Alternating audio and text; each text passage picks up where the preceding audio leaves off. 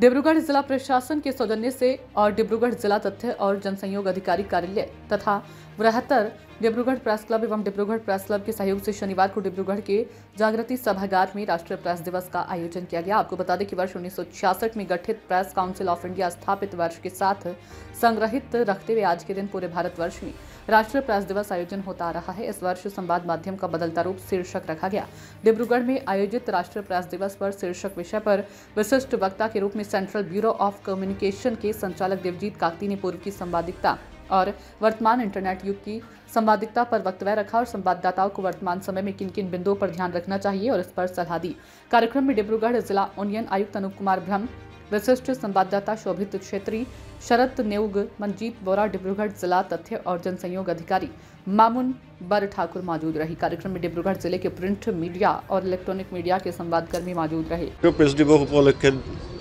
डिब्रूगढ़ जिला प्रशासনৰ উদ্যোগত আৰু ডিব্ৰুগড় जिला डिब्रूगढ़ प्रेस क्लब और बृहत्तर डिब्रूगढ़ प्रेस क्लबर सहयोगत जी अनुष्ठान आयोजन करिले सचाके अर्थबह आयोजन एटा और ये आयोजन जोगेदी बर्तमान संबाद माध्यम सांबादिक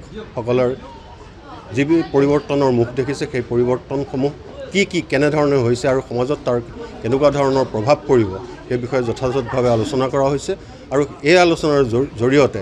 ফলপ্ৰসূভাৱে যদি সাংবাদিকসকলে বা সংবাদ গোষ্ঠীয়ে যদি তেওঁলোকৰ ভুল শুদ্ধখিনি ঠিৰাং কৰি কেনেধৰণে সমাজৰ উন্নতিৰ কল্পে কাম কৰি যাব পাৰে সেইখিনি যদি কৰে তেনেহ'লে যথেষ্ট ভাল হ'ব। হয়, আপোনালোকে সকলোৱে জানে আজিৰ দিনটো আচলতে প্ৰতিজন সাংবাদিকৰ কাৰণে বিশেষ দিন আৰু এই দিনটোত আমি বৃহত্তৰ ডিব্ৰুগড় প্ৰেছ ক্লাবৰ তৰফৰ পৰাও আপোনালোকৰ জৰিয়তে প্ৰতিজন সাংবাদিকলৈ শ্ৰদ্ধা জ্ঞাপন কৰিছোঁ, শুভেচ্ছা জ্ঞাপন কৰিছোঁ। আৰু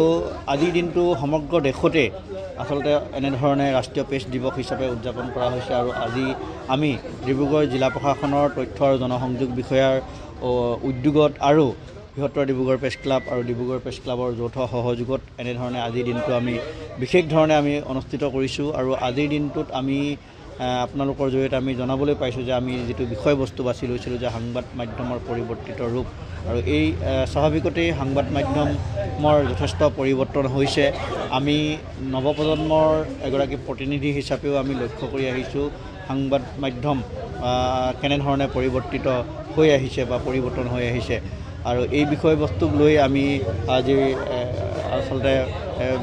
বক্তৃতানুষ্ঠান আয়োজন কৰিছিলোঁ আৰু ইয়াত উপস্থিত আপোনালোকে ইতিমধ্যে দেখিছে যে শ্ৰদ্ধাৰ দেৱজিৎ কটকীকে ধৰি সুবিত চেত্ৰী ডাঙৰীয়া, শৰৎ চন্দ্ৰ নেওগ ডাঙৰীয়া, মঞ্জিত বৰা ডাঙৰীয়াকে প্ৰমুখ কৰি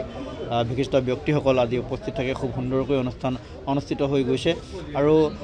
আমিও আশা কৰিম যে প্ৰতিজন সাংবাদিকে আজিৰ দিনটোত আচলতে নিজক